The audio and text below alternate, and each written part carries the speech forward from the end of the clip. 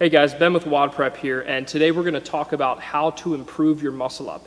If you're constantly finding yourself chicken winging, right, where you have one arm turned over and one arm below the rings, or if you constantly find yourself having trouble with the turnover to get above the rings, then this is going to be the video for you. So when we're doing a strict muscle up, which is how most people learn, you have a false grip. So when you come up from the false grip, you can have the hardest grip you want. You know, you can have a death grip on the rings and you pull up and you're still going to be able to get above the rings to lock it out, okay?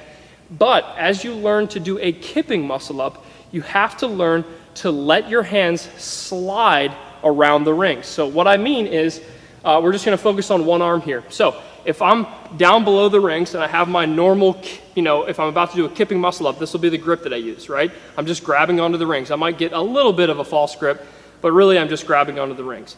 So in order to let myself actually get the turnover, get my wrists and my elbows above the ring so that I can finish the dip, you have to pull up and then you have to let your hands slide around the rings in order to get the turnover. So watch what happens if you don't let your hand relax and let your hand slide around the rings.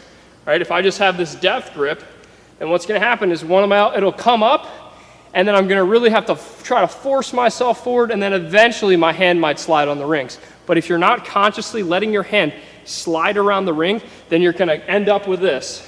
You're going to come up, one of them might get over, and then the other one's going to be left below the ring, and then you'll see that crazy chicken wing thing where you finally get it here and you lock it out. But obviously that's not going to be good for stringing muscle ups together. So watch this quick video where I get up on the high rings and I demonstrate the difference and see if you can tell which one you are doing.